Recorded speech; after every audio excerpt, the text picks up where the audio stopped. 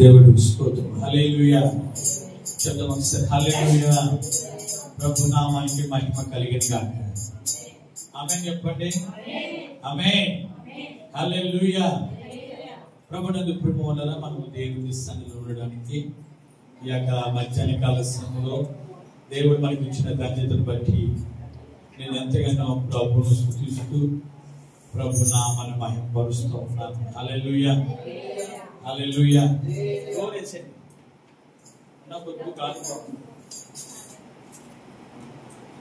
ప్రభునందు ప్రేమవలన దేవుని వాక్యానికి వెళ్దాము.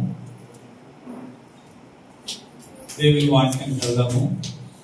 ప్రకటన గ్రంథము 16వ అధ్యాయము 16వ వచనం మనం చదువుకుందాము. 16వ అధ్యాయము 16వ వచనము. ఇదిగో నేను దొంగ వలె వచ్చుచున్నాను, తన దిగంబలుగా సంచరించినందున జనులు తమ దృశ్యములను సూత్రేను అని మెలుగుగా ఉండి తన వస్త్రమును కాపాడుకున్నవాడు ధన్యుడు. మమ్మల్ని ఎంతగానో ప్రేమిస్తున్నాం ప్రియ తండ్రి. ఇంతవరకు పాటలు ఆనందంలో ప్రాంతంలో కూడా మీరు ఉన్నారు. ఈ చదవలు వాక్యం ద్వారా కొన్ని విషయాలు మా అందరితో కూడా మీరు మాట్లాడి మహిమ తెచ్చుకున్నారు. యేసునామములో ప్రార్థిస్తున్నాము తండ్రి. హల్లెలూయా. చెప్తాం ఒకసారి. హల్లెలూయా. ప్రభునందు ప్రేమలో చాలా అద్భుతమైన మాట మనము చదువుకుంటూ ఉంటాము. ఈ అంచె దినాల్లో మన వస్త్రాన్ని కాపాడుకున్నవాడు ధన్యుడు. మన వస్త్రాన్ని కాపాడుకున్నవాడు ధన్యుడు. ఈ కడవరి దినాల్లో ప్రేమ వల్ల ప్రభు రాకడ దినాల్లో మనం ఉన్నాము. ప్రభు ఏ క్షణంలో వస్తాడో ఎప్పుడు వస్తాడో మనకు తెలియదు. అక్కడ రాసినట్లుగానే ఇదిగో నేను దొంగ వలె వచ్చుచున్నాను, తన వస్త్రాన్ని కాపాడుకున్న వాడు ధన్యుడు అని రాయబడుతుంది. ధన్యుడు అనగా అదృష్టవంతుడని అర్థం అన్నమాట. అయితే దేవుడు మనకి ఏ వస్త్రాలు ఇచ్చాడు, దేవుడు ఏ వస్త్రాలు మనకి ఇచ్చాడు అని మనం జ్ఞాపకం చేసుకున్నట్లయితే, ఒకటి మనకి ఏ వస్త్రం ఇచ్చాడని చెప్తారు ఎవరన్నా? రక్షణ వస్త్రాన్ని ఇచ్చాడు. ఏమిచ్చాడండి? మలిన వస్త్రాన్ని తీసివేసి రక్షణ వస్త్రాన్ని ఇచ్చినట్టుగా కనపడుతుంది. రెండో మాట, నీతి వస్త్రాన్ని ఇచ్చాడు. నీతి వస్త్రాన్ని ఇవ్వకముందు మనకి ఏముండదంటే మురుకు వస్త్రం ధరించుకున్నాం. ఏ వస్త్రం ధరించుకున్నాం అంటే మురుకు వస్త్రం ధరించుకున్నాం. మనల్ని మురుకు వస్త్రం తీసేసి నీతి వస్త్రాలు ఇచ్చాడు. తర్వాత మూడోది ఏంటంటే సంతోష వస్త్రాలు ఇచ్చాడు. సంతోష వస్త్రం దానికి ముందు ఏముందంటే గోను బట్ట. ఏంటంటే గోను బట్ట ధరించుకొని, గోను బట్టకి సాదృశ్యం ఏంటంటే బాధలు, కష్టాలు, ఇబ్బందులు, ఇక్కట్లు.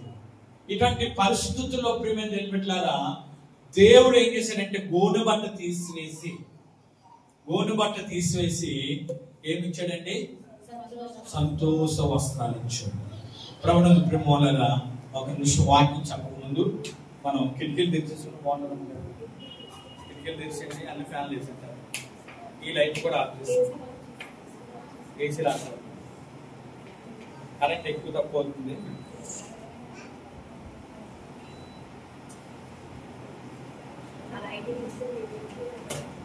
సిస్టర్ గారు ఫస్ట్ స్టాప్ చేస్తారా? First okay. నేను కనపడుతున్నాను. వీళ్ళకి ఫ్యాన్ కావాలంటే లైట్ ఆఫ్ చేయాలి. హల్లెలూయా. చూద్దాం ఒకసారి. హల్లెలూయా. ప్రభునందు ప్రియమైన దేవుని బిడ్డలారా, దేవుని వాక్యం చెప్తా ఉన్న మాట ఏంటంటే ఏ వస్త్రం తీసాడండి? గోను బట్ట తీసివేసి. ఏ బట్ట తీసివేయడండి? గోను బట్ట తీసేసి ఏ వస్త్రం ఇచ్చాడు? సంతోష వస్త్రాన్ని దేవుడు మనకి ఇచ్చాడు. హల్లెలూయా. సంతోష వస్త్రాన్ని దేవుడు మనకి ఇచ్చాడు. సంతోషం మించిన వస్త్రం ఏంటంటే ఇప్పుడు చదువుకుందాం. సంతోషం మించిన వస్త్రం ఏంటంటే యెషయా గ్రంథము 61వ అధ్యాయము 13వ వచనం చదువుతామా? 61:13 డోర్ కూడా ఓపెన్ చేసేయండి, కిటికీ డోర్ కూడా ఓపెన్ చేసేయండి. ఆ కిటికీ కూడా ఓపెన్ చేసేయండి. చదవండమ్మా. 3వ వచనం చదవం. 3వ వచనం. సియోనులో దుఃఖించు వారికి ఉల్లాస వస్త్రములు ధరింపచేయును. హల్లెలూయా. సియోనులో దుఃఖించు వారికి అంటే దుఃఖములో ఉన్న వారిని దేవుడు ఏం చేయబోతున్నాడు? ఉల్లాస వస్త్రము. సంతోషం కంటే అధికమైనది ఏంటండి? ఉల్లాసం. హల్లెలూయా. సంతోషం ఉంటుంది, ఉల్లాసం కూడా. దుఃఖంలో ఉన్న వారికి ఉల్లాస వస్త్రం. ఏ వస్త్రం అండి? ఉల్లాస వస్త్రం దేవుడు ఇచ్చాడు. ఈరోజు చాలా మంది దుఃఖంలో ఉంటారు. మన బాధలో నుంచి ఎక్కడికి వెళ్తారంటే దుఃఖంలోకి వెళ్ళిపోతారు. బాధల్లో నుంచి ఎక్కడికి వెళ్తారంటే మనుషులు దుఃఖంలోకి వెళ్తారు. ఈరోజు ప్రభు చెప్తున్న మాట ఏంటంటే మీ దుఃఖాలు సంపూర్తి చేయబోతున్నాడు దేవుడు. హల్లెలూయా. మీ దుఃఖ దినాలు పోయినట్లుగా చేయబోతున్నాడు. ఎందుకంటే దేవుడు దుఃఖించే వారికి ఉల్లాస వస్త్రాలు ఇవ్వబోతున్నాడు. ఉల్లాస వస్త్రాలతో నింపబోతున్నాడు దేవుడు. ఈరోజు ఈ అంశ దినాల్లో ప్రియమైన పిల్లరా, మనందరం కూడా ఉల్లాస వస్త్రం ధరించుకోవాలంటే దుఃఖంలో సియోనులో దుఃఖించే వారికి ఉల్లాస వస్త్రాన్ని ఆయన ధరింపజేశాడు. ప్రియమైన ఇశ్రాయేలు జనాంగం దగ్గరికి వెళ్తే, ఇశ్రాయేలు ప్రజల దగ్గరికి మనం వెళ్ళినట్లయితే నిర్గమకాండము 3:7 చూసుకున్నట్లయితే వాళ్ళు మూలుగులు, దేవుడు వాళ్ళ బాధను, వాళ్ళ దుఃఖాన్ని చూశాడంట దేవుడు. ఒకసారి చదవండి. నిర్గమకాండం 3:7 ఒక చాలా అద్భుతమైన మాట కనపడుతూ ఉన్నది. మరి యెహోవా ఇట్లా నేను చూసి తిని బట్టి వారి దుఃఖములు నాకు తెలిసే ఉన్నవి. ప్రేమ బాధలో నుంచి వచ్చింది దుఃఖం. దుఃఖించు వారు చాలా మంది కనపడుతున్నారు ఆ రోజు ఇశ్రాయేల్లో. ప్రేమ ఇశ్రాయేల్ ఎవరైనా బిడ్డ పుట్టాడా వాళ్ళు చాలా దుఃఖపడివారంట. ఎందుకు పుట్టావో, మాకలా కష్టపడడానికి పుట్టావా, మాకలా బానిసత్వంగా బ్రతకడానికి పుట్టావా అని చాలా బాధపడివారంట. ఆడబిడ్డ పుట్టినా, మగ బిడ్డ పుట్టినా. ఎందుకంటే వాళ్ళ బ్రతుకు ఏం బ్రతికంటే దుఃఖంలో ఉన్న బ్రతికే, విడుదల ప్రేమ వల్ల. కానీ ఒక రోజున దేవుడు చూశాడు వాడిని. హల్లెలూయా. ఎవరు చూశాడండి? దేవుడు చూశాడు. వాళ్ళ దుఃఖాన్ని చూశాడు, వాళ్ళు దుఃఖించడం దేవుడు చూశాడు. వాళ్ళ దుఃఖాన్ని పట్టుకున్నాడు ప్రేమ వలన. హల్లెలూయా. అందుకే దేవుడు వాళ్ళని ఏం చేశాడంటే వాళ్ళ దుఃఖాన్ని ఉల్లాస వస్త్రంగా మార్చేశాడు దేవుడు. హల్లెలూయా. వాళ్ళ దుఃఖాన్ని ఎలా మార్చేశాడండి? ఉల్లాస వస్త్రము. మీరు ప్రేమ వలన 126 కీర్తన భాగము 126 కీర్తన భాగం 1 వచనము 2-3 వచనాలు చదువుకున్నట్లయితే వాళ్ళు అనుకుంటున్నారు దేవుడు మనకి ఎటువంటి కార్యం చేశాడంటే మనం కలకనవారు అనే ఉంటిమి. ఎలా ఉన్నారంటండి? ఉంటిమి మన నోటి నిండా నవ్వు ఉండేను. హల్లెలూయా. నోటి నిండా వాళ్ళకి నవ్వు లేదు ఒకప్పుడు. నోటి నిండా దుఃఖమే ఇశ్రాయేలు ప్రజలకి, నోటి నిండా బాధే వాళ్ళ ఇశ్రాయేలు ప్రజలకి. కానీ దేవుడు చూశాడు ప్రేమ వలన. దేవుడు చూసి వాళ్ళ దుఃఖాన్ని బదులుగా ఉల్లాస వస్త్రం ధరింపజేయడానికి వాళ్ళ నోటి నిండా నవ్వు పెట్టాడండి. హల్లెలూయా. వాళ్ళ నోటి నిండా ఏం పెట్టాడండి? నవ్వు. ఎప్పుడు ఎన్నాడు నవ్వలేని నవ్వని. వాళ్ళకి సంతోషం లేదు. ఆ బానిస బతుకులో ఒక పూట ఉంటే ఒక పూట తిని పెట్టుకోవాలంతే. 3 పూటలు పని చేయాలి, రాత్రి పగలు పని చేయాలి, నిద్ర ఉండేది కాదు, ఆకలి తీరేది కాదు. అటువంటి భయంకరమైన దుఃఖమైన ఇశ్రాయేలు ప్రజల్ని దేవుడు విడిపించాడు. హల్లెలూయా. వాళ్ళ దుఃఖాన్ని సంపూర్తి చేసేసాడు ప్రేమన్నారా. వాళ్ళ దుఃఖ దినాన్ని దేవుడు విడిపించేసాడండి. వాళ్ళ దుఃఖం పడకుండా దేవుడు తప్పించేసాడు ప్రేమన్నారా. ఈ రోజు ఇశ్రాయేలు ప్రజలకి దుఃఖించిన ఇశ్రాయేలు ప్రజలు ఎలాగా దేవుడు చేశాడో, వారి నోటి నిండా నవ్వు ఎలా కలగజేశాడో, ఈ రోజు మన జీవితంలో కూడా అది చేయబోతా ఉన్నాడు. మన బ్రతుకుల్లో కూడా అది చేయబోతున్నాడు. ఇశ్రాయేలు కలిగిన దేవుడే మనం ఆరాధిస్తున్నాం ప్రేమ వల్ల. ఇశ్రాయేలు ఆరాధించిన దేవుడిని మనం ఆరాధిస్తున్నాము. మనం భయపడ అవసరం లేదు.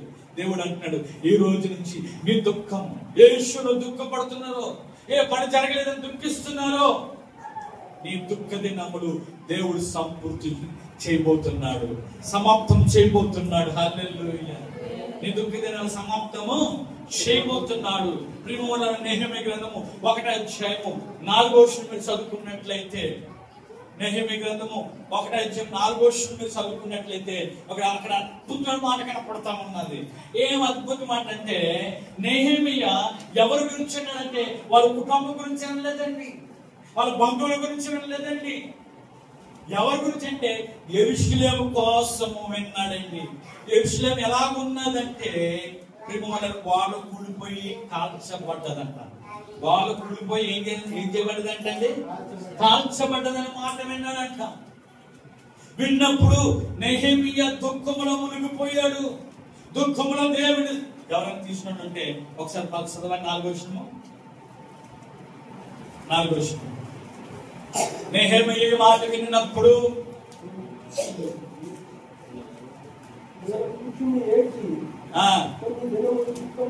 కొన్ని దినములు దుఃఖముతో ఉపవాసముండి ఆకాశమందులి దేవుని ఎదుట ఏంటి విజ్ఞాపన చేశాడట. హల్లెలూయా. దేని గురించి అంటే యెరూషలేము కోసము, యెరూషలేము కోసము, వాళ్ళ కుటుంబం కోసం కాదు, వాళ్ళ బంధువుల కోసం కాదు ఆయన దుఃఖించింది. యెరూషలేము వాళ్ళు కూలిపోయాయని, యెరూషలేము వాళ్ళు కాల్చబడాయని. ఈ రోజుల్లో దేవుడి మందిరం గురించి ఎవరు ఆలోచించేది లేదు. దేవుడి మందిరము, యెరూషలేము అనగా దేవుడి మందిరము. ప్రియమైన బిడ్డలారా, దేవుడి మందిరంలో ఏమున్నది, ఏమి లేదు, ఏమి పాడైపోయి ఏమి చూసేవారు కనపడతలేదు. మందిరంకి వస్తున్నామంటే వస్తున్నాము, పోతున్నామంటే పోతున్నామంటే, వచ్చామా పోయామా ఉన్నామా. ఒక ఉదాహరణ ఉన్నదండి. ఒక ఉదాహరణ అంటే వచ్చావా, కూర్చున్నావా, పోతున్నావా అంతే. ఈ రోజు క్రైస్తవ జీవితంలో ఇదే పద్ధతి. దేవుడి మందిరానికి ఏమి కావాలి ఆలోచించదు లేదు. దేవుడి మందిరానికి ఏం కోరుతున్నది చూడండి. నెహెమీయాకి ఏం పని అండి? నెహెమీయాకి చక్కని జీతం, రాజుకి భోజనం వడ్డించేవాడు. ఆయన తిండి ఏమైనా కొరత? చెప్పండి అమ్మా, ఇక్కడ ఉన్నారు. ఆయనకి ఏమైనా కొరత? మంచి జీతం ఆయనకి. దేని గురించి చింతిస్తున్నాడు, దేని గురించి దుఃఖపడుతున్నాడు అంటే యెరూషలేము మందిరం కోసం దుఃఖిస్తున్నాడు. హల్లెలూయా. దేవుడు చూశాడు, ఆయన జ్ఞాపనం చూశాడు, ఆయన జ్ఞాపనం విన్నాడు. ప్రేమరా రాజు ఆయన మొక్కను చూసి, ఏంటి ఎప్పుడు అంత హెచ్చారిగా కనపడతలేదు నీ మొక్కము ఏంటంటే, అయ్యా మా యెరూషలేములో ఉన్న దేవుని మేము ఆరాధిస్తాము, మా యెరూషలేము వాళ్ళు ఎలా కూడగొట్టబడ్డాయి, ఇలా కాల్చబడ్డాయి చెప్పినప్పుడు రాజు అన్నాడు, నీకు ఎంత డబ్బు కావాలి కనీసం తీసుకెళ్ళి, ఎంతమంది పనులు కావాలి కనీసం తీసుకెళ్ళి. హల్లెలూయా. ఆయన దుఃఖాన్ని చూసారా? ఆయన దుఃఖం ఉంటుంది అప్పుడు. చెప్పనమ్మా, దుఃఖాన్ని ఎలా మార్చేశాడంటే ఉల్లాసంగా మార్చేశాడు దేవుడు. హల్లెలూయా. ఆయన దుఃఖాన్ని ఎలా మార్చేశాడని, నెహెమీయా దుఃఖాన్ని ఉల్లాసంగా మార్చేశాడండి. ఈ రోజు ప్రేమ వలన నువ్వు దేవుని మందిరం కోసం, దావీదు అంటాడు, నా ఇంటిని గురించి ఆసక్తి నన్ను రక్షిస్తుంది అంటాడు. ఇంటిని గురించి, మన ఇల్లు ఏంటి? దేవుని మందిరమే మన ఇల్లు. అవునే కదండి? మన ఇల్లు ఏంటండి? దేవుని మందిరమే మన ఇల్లు. ప్రేమ వలన దేవుడు కూడా నిన్ను ఒక మందిరంగా నియమించుకున్నాడు. నీవే దేవుడి మందిరం. హల్లెలూయా. నీవే దేవుడి మందిరానివి. దేవుడి మందిరాన్ని ఎవరైనా పాడు చేసిన దేవుడు ఏం చేస్తానంటే వాడిని పాడు చేస్తాను. దేవుడి మందిరాన్ని పరిశుద్ధంగా మనం కాపాడుకోవాలి, మనమే కాపాడుకోవాలి. ప్రేమ వల్ల ఇది దేవుడి మందిరము. హస్తకుస్త్రంతో కట్టబడిన మందిరం కోసం మనం ఆలోచించడానికంటే ఆత్మ సంబంధమైన మందిరం కోసం మనం ఆలోచించాలి. హల్లెలూయా.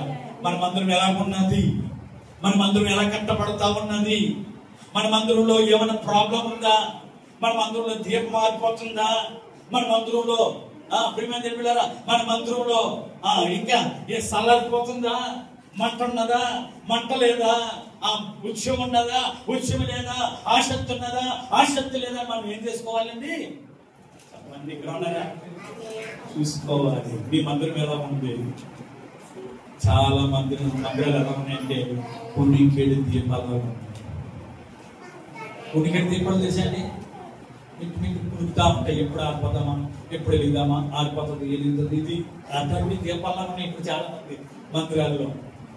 అవి ఏం చేయబడాలి? మేము ఏం చేయబడాలంటే కట్ చేయబడాలి. మంచిగా ఎలగాలంటే ఏం చేయాలండి? మీరు మొదటి సామెల గ్రంథంలో తీయొద్దండి. మొదటి సామెల గ్రంథంలోకి మీరు చదువుకున్నట్లయితే అక్కడ సామెలు మందిరంలో ఉండి ఏం చేసేవాడంట? ఆ దీపాన్ని కట్ చేసేవాడంట. ఆ మసి పట్టిన తర్వాత సరిగ్గా ఎలగదు. మసి పట్టిన తర్వాత ఏం చేయదండి? సరిగ్గా ఎలగదినప్పుడు ఏం చేసేవాడంట? ఆ ఒత్తిని కట్ చేసి మళ్ళీ వెలిగిస్తే, నూనె పోసి మళ్ళీ వెలిగిస్తే ఇప్పుడు అద్భుతంగా వెలిగేదంట. ఇప్పుడు మనం అందరం ఎలా ఉన్నామంటే, మన మందిరాలు ఎలా ఉన్నాయంటే మిలుగుగా ఉంటాం. ఎప్పుడు ఆడిపోతుందో తెలియదు, ఎప్పుడు వెలుగుతుందో తెలియదు. హల్లెలూయా చెప్పండి, హల్లెలూయా. ఎప్పుడు ఆడిపోతుంది, ఎప్పుడు వెలుగుతుందో తెలియదు. ప్రేమ ఈ రోజున మన మందిరం ఎలా ఉన్నది చూడండి. ఆ మందిరం గురించి నెహెమియా దుఃఖములు ఉండిపోయిన ఆ నెహెమియా జ్ఞాపకంతో దేవుని సన్నిధిలో కొన్ని దినాలు మొరపెట్టినప్పుడు రాజు మనిషిని మార్చేశాడు. రాజు మనిషిని మార్చేసి నీకెంత ఆ మందిరానికి ఎంత డబ్బు కావాలో, గోడకి ఎంత డబ్బు కావాలో, ఎంత మంది పని వాళ్ళు కావాలో ఎక్కడి నుంచి తీసుకెళ్ళు, అంత నేను స్పాన్సర్ చేస్తాను. ఆయనకు ఉల్లాసం, దుఃఖంలో ఉంటాడు. ఇంకా చెప్పడమ్మా, ఉల్లాసం. హల్లెలూయా. ఉల్లాసం, ఆయనకి ఉల్లాస వస్త్రం దొరికేసింది. ఆయన దుఃఖం బదులుగా ఉల్లాసం దొరికింది. ఈ రోజు ప్రేమోనరా మనం ఉల్లాసించాలంటే, ఉల్లాసంగా ఉండాలంటే మనం దుఃఖం మాయమైపోవాలి. ఒకసారి ఎస్తేరు గ్రంథము 9వ అధ్యాయం 21వ వచనం కూడా మనం చదువుకున్నట్లయితే, ఎస్తేరు గ్రంథము 9వ అధ్యాయము 21వ వచనంలో మీరు చదువుకున్నట్లయితే అక్కడ యూదుల గురించి ఒక అద్భుతం మాట రాయబడ్డారు. ఎస్తేరు గ్రంథంలో ప్రేమోనరా యూదులకి మరణము రావాలని ఆమాను ఎంతో ప్రయత్నం చేశాడు. చాలా ప్రయత్నాలు చేశాడండి ఆమాను. మొదటికే గేటు వాచ్మెన్. మొదటికి ఎవరండి? గేట్ దగ్గర ఉండేవారు. ఈ ఆమాను ఆ దేశానికి ప్రధానమంత్రి. ఈ ఆమాను వచ్చినప్పుడల్లా శాస్త్రంగా పడి నమస్కారం చేయాలి గేటు దగ్గర ఉన్నవారు. కానీ ఈయన తలకయ్య కింద దించేవాడు కాదు.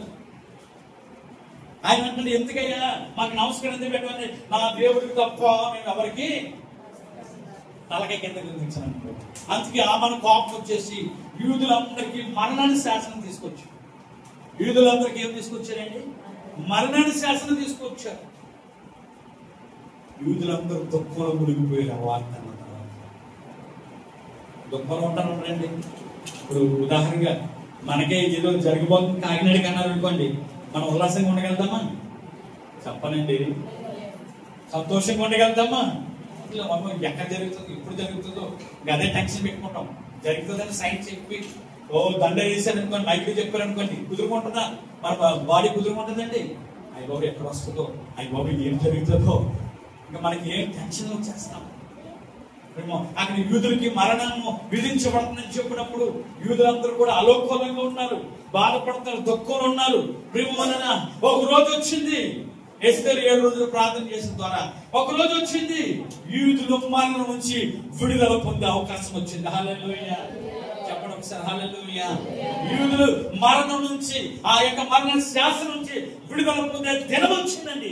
ఆ దినాన్ని వాళ్ళు ఏం చేశారంటే ఒక దినంగా పెట్టుకున్నారండి, ఒక ఆచార దినంగా పెట్టుకున్నారు. ఈ రోజు మా యూదులు దుఃఖం నుంచి విడుదల పొంది సంతోషించి దినమని. హల్లెలూయా. 21 అదే మాట రాయబడ్డది. యూదులు తన పగవారి చేత బాధింపబడి నెమ్మది పొందిన దినములో వారు దుఃఖం పోయి సంతోషించిన నెల అనియు వారు మూలుగిన మానిన శుభదినమనియు ప్రతి సంవత్సరమును 14వ దినమున 15వ దినమున వారు ఆచరించుకునేవారంట. హల్లెలూయా. చెప్పండి హల్లెలూయా. ఈరోజు మనం ఏ దినాన్ని ఆచరించుకుంటాం చెప్పండి? పుట్టినరోజు ఎవరికి ఆచరించుకుంటాం కదండి, కదా? పుట్టినరోజు వచ్చిన లేకపోతే పెళ్లి రోజు వచ్చిన అది గొప్పగా ఘనంగా చేసుకుంటాం. ప్రేమగా తెచ్చుకుంటాను అందరూ దేవుడు స్తుతించిన పెద్ద ఇసేస్తాము స్తుతించాలమ్మా. ఒక సంవత్సరం బట్టి ఇంకో సంవత్సరం ఇచ్చాడంటే ప్రభువుని మనం స్తుతించుకోవాలి. దేవా మరొక సంవత్సరం అడిగిపెట్టి దేవుడి కృప చూపించినందుకు మరొకసారి ప్రభువుని స్తుతించాలి. హల్లెలూయా. చెప్పండి హల్లెలూయా. వారు దుఃఖం దినములు పోనీయని ఎంతో దుఃఖం ఉన్న మాట ఈ దుఃఖము తొలగించిన దినాన్ని ఆ దినాన్ని బట్టి ఎంతగానో ప్రభువుని స్తుతించేవారు. యూదుల మరణం విడుదల పొందినందుకు ప్రియమైన బిడ్డలారా, విడుదల పొందినందుకు వాళ్ళు ఎంతగానో ప్రభువుని స్తుతించారు. ఆ దినాన్ని ఒక ఆచార దినంగా. హల్లెలూయా. చెప్తారు ఒకసారి హల్లెలూయా. ఈరోజు ఏ విషయంలో దుఃఖపడుతున్నావు? ఏ విషయంలో దుఃఖం కలుగుతా ఉన్నది? ఏ విషయంలో దుఃఖపడుతున్నా నా ప్రియ సహోదరుడా, ఏ రోజు నీ దుఃఖ దినములు సమాప్తం చేయబోతున్నాడు దేవుడు. ఇంకా దుఃఖమైనా నీకు ఉండదు. ఎక్కడ? అది పరలోకంలో. ఏముండదంట? దుఃఖమైన, బాధ అయిన, కన్నీరైన, వ్యాధినైనా నీకు ఉండదు. హల్లెలూయా. ప్రియమైన బిడ్డలారా, అలాగే మీరు ఇంకా ఆదికాండం 24 నుంచి 67 చదువుకున్నట్లయితే ఇస్సాకు తల్లి చచ్చిపోయిందని దుఃఖంలో మునిగి ఉన్నాడని, దుఃఖంలో ఉన్నాడు. తల్లి చాలా ప్రేమించింది, లేకలాంటి పుట్టిన కుమారుడు కదా ఇస్సాకు. చాలా దుఃఖంలో ఉండిపోయాడండి.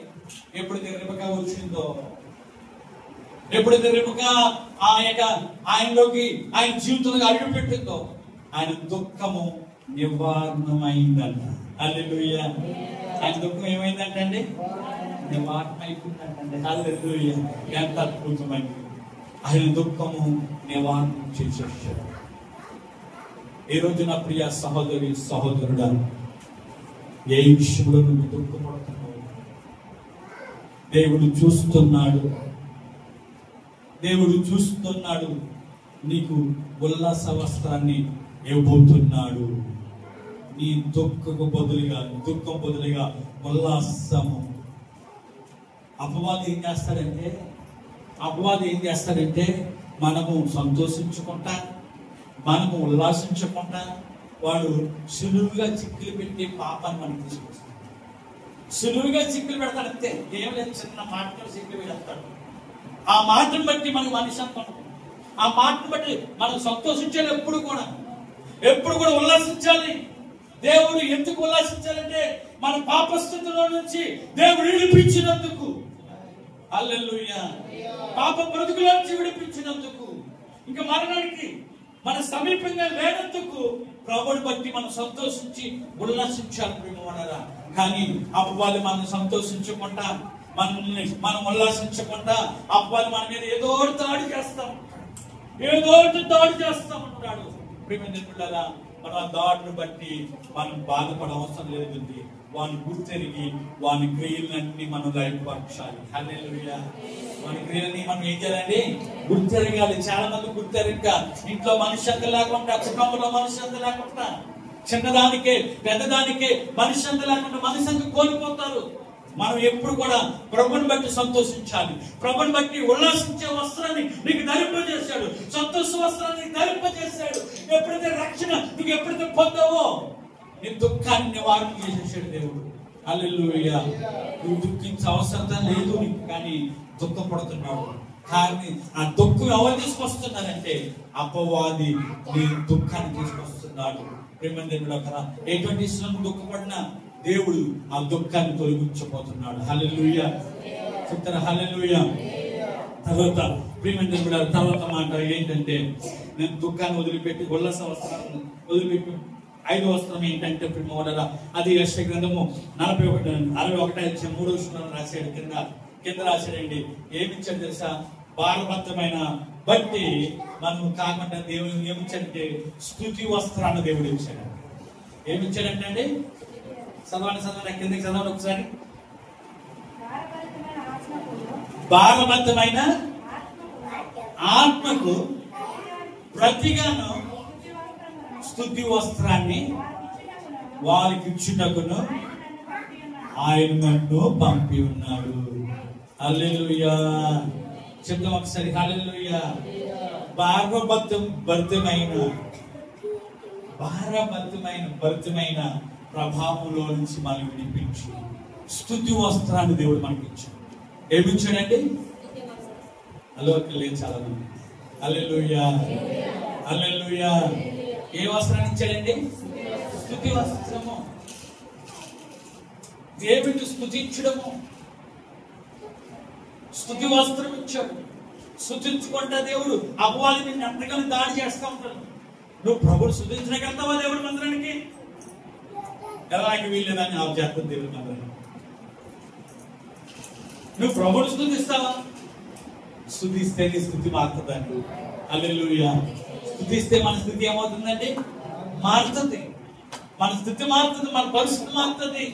ప్రభుడు స్తుతించడం ద్వారా జరిగే చూచు మావుడు కాదండి, ఎరుకోగోళ్ళు కూలిపోయి. ప్రభుడు స్తుతించడం ద్వారా ఏం కూలిపోయాయండి? ఎరుకోగోళ్ళు కూలిపోయి. యోధం నది వెనక్కి పారిపోయింది. స్థుతిలో ఉన్న శక్తి చాలా మందికి తెలియదు. ఒకసారి ఆదికాండము 29:35 అక్కడ లేయా మంచి పేరు పెడతా ఉన్నది. ఏమని పేరు పెడుతుందంటే, లేయా పేరు పెడుతుందండి. ఆదికాండము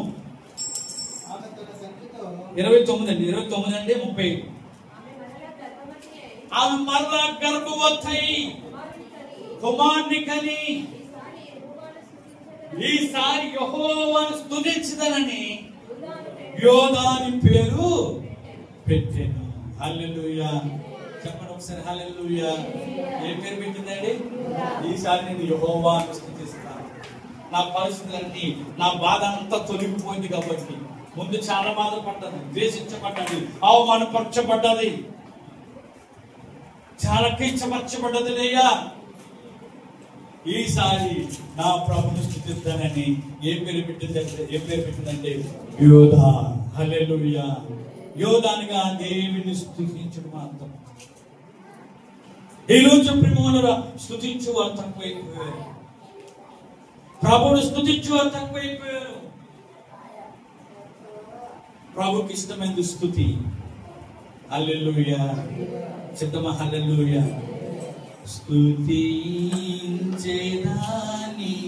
నామం దేవా అనుదినం. స్తుతించెదాని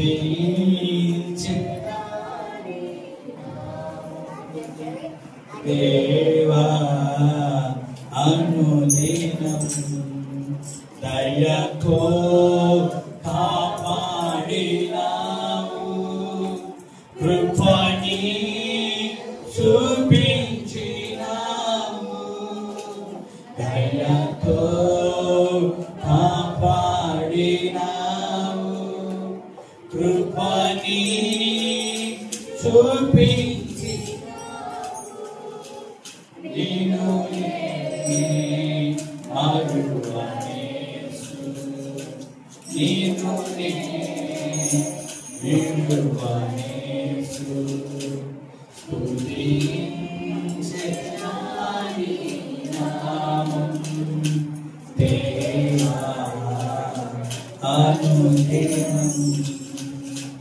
దేవా నిర్గమకాండము 18వ అధ్యాయం 10వ వచనం. నిర్గమకాండం 18వ అధ్యాయం 10వ వచనం. 18 వచనం. ఐగుప్తుల చేతిలో నుండి ఫరో చేతిలో నుండి మిమ్మల్ని విడిపించి ఐగుప్తుల చేతి కింద నుండి ఈ ప్రజల్ని విడిపించిన యెహోవా స్తుతింపబడుగాక. హల్లెలూయా. ఇశ్రాయేలు ప్రజలు స్తుతిస్తున్నారు. ఆ ప్రజలు స్తుతిస్తున్నారు ప్రభువు. ఆయనకే స్తుతింపబడని కాదు, వారి బానిసత్వములో నుంచి, ఐగుప్తు బానిసత్వములో నుంచి, ఫరో చేతిలో నుంచి విడిపించబడినందుకు ప్రభువును స్తుతిస్తున్నారు. హల్లెలూయా. ఈ రోజు ప్రేమల పాపమనే బానిసత్వం నుంచి నీవు నేను కూడా విడిపించబడినందుకు ప్రభువుని ఏం చేయాలండి? రక్షణ ఇచ్చినందుకు, నీతినిచ్చినందుకు, ఈ వస్త్రాలు సంతోష వస్త్రం, ఉల్లాస వస్త్రం ఇచ్చినందుకు ప్రభుని స్తుతించే వారిగా మనం ఉండాలి. అదే స్తుతి వస్త్రము. ఈ రోజులో నీ స్తుతి వస్త్రం ఎలా ఉంది? ప్రభును స్తుతించవలసినంతగా నువ్వు స్తుతిస్తున్నావా? కీర్తనకారుడు అంటాడు, సూర్య నక్షత్రములారా యెహోవాను, ఆకాశ మండలమా యెహోవాను, భూమి ఆకాశములారా యెహోవాను, చెట్లు పుట్టలారా యెహోవాను, గుట్టలారా యెహోవాను, పిల్లలు యవనస్తులారా, వృద్ధులు బాలులారా యెహోవాను. అన్ని స్తుతిస్తున్నాయి. పొద్దున్నే లేచి పక్షులు దేవుని స్తుతిస్తున్నాయి. ఆకాశ ప్రభుని మహిమపరుస్తుంది, నక్షత్రాలు దేవుని మహిమపరుస్తున్నాయి. కానీ మనుషులు ప్రభుకి రావాల్సిన గంట ఇవ్వలేకపోతున్నారు. హల్లెలూయా. ప్రభుకి ఇవ్వాల్సిన మహిమను మనం దేవుడికి ఇవ్వలేకపోతున్నప్పుడు ఎంత స్తుతించాలో అంత స్తుతించలేకపోతున్నాం. ఒక మాట చదివేసి ప్రార్థన చేసుకుంటాం. వచ్చి వారు మనం జ్ఞాపకం చేసుకుంటాం. ద్వితీయోపదేశకాండము 8వ అధ్యాయము 10వ వచనం చదివేసి ప్రార్థన చేసుకుంటాం. ద్వితీయోపదేశకాండం 8వ అధ్యాయము 10వ వచనం. నీవు తిని తృప్తి పొంది నీ దేవుని యెహోవా ఇచ్చిన మంచి దేశాన్ని బట్టి ఆయన ఏం చేయాలంట? స్తుతించాలి. హల్లెలూయా. మన దేశం మంచిదా కదా?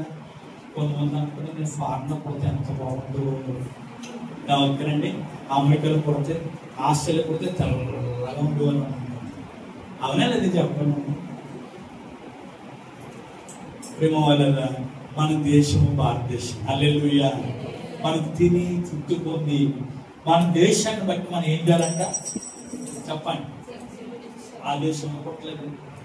నా చిన్నప్పుడు ప్రేమ వాళ్ళ మీకు చెప్తున్నారు, ఎక్కడైనా కూర మంచి వాసన వచ్చింది అనుకోండి, ఆ ఇంట్లో పుట్ట బాగుండేది అనిపించింది. మంచి స్మెల్ వచ్చింది అనుకోండి, అలా నడుతుంటే ఇంట్లో ఈ పుడితే బాగుండేది అనిపించింది. తెలియక అప్పుడు మీకు అర్థం కలదండి. తెలియక ఇంట్లో పుట్ట బాగుంటుంది కదా, మా ఇంట్లో ఏదో కూర ఉన్నదా. అలాగే మనం ఒక్కోసారి అంటున్నాం, ఆ దేశంలో పుట్ట బాగలేదు, ఈ దేశంలో పుట్ట బాగలేదు అనుకుంటున్నాం. కానీ మన దేశం బట్టి మన ప్రభువుని స్తుతించాలి. హల్లెలూయా. మన దేశం చాలా మంచి దేశం. మన దేశం గురించి బైబిల్లో 2 సార్లు రాయబడ్డది. హల్లెలూయా. మన భారతదేశం కోసం 2 సార్లు రాయబడ్డది. ప్రియమన్నారా, మన దేశాన్ని బట్టి ప్రభువుని స్తుతించాలి. ఇంకొక దేశం, మనకు దేశం ఉన్నది.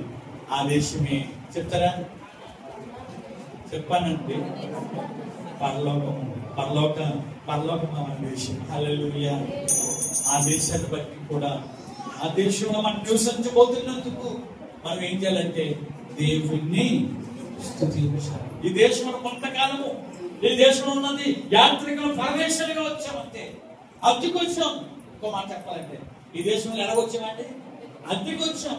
మన సొంత దేశం ఎక్కడ ఉంది? పరలోకం మన సొంత దేశం. హల్లెలూయా చెప్పండి. హల్లెలూయా. కర్ణాటకకి వెళ్ళిన, ఓహో ఓహో, అమెరికాకి వెళ్ళిన,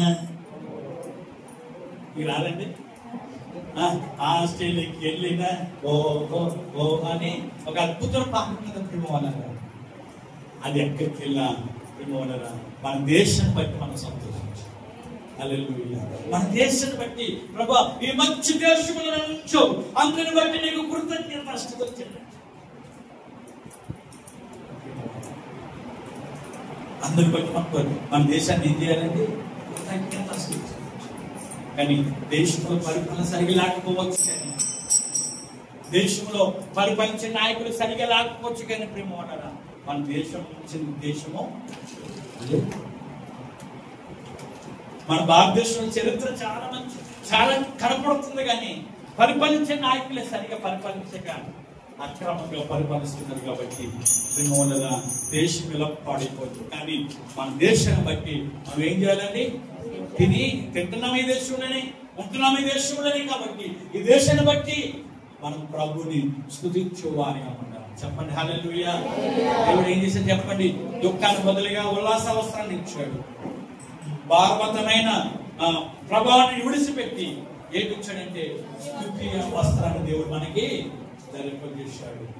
కాబట్టి మనందరం కూడా ఈ వస్త్రాలు ధరించుకొని ఈ వస్త్రాలన్నీ కాపాడుకున్నట్టు ప్రభు కృప మనందరికీ తోడై ఉండి నడిపించిన గాక.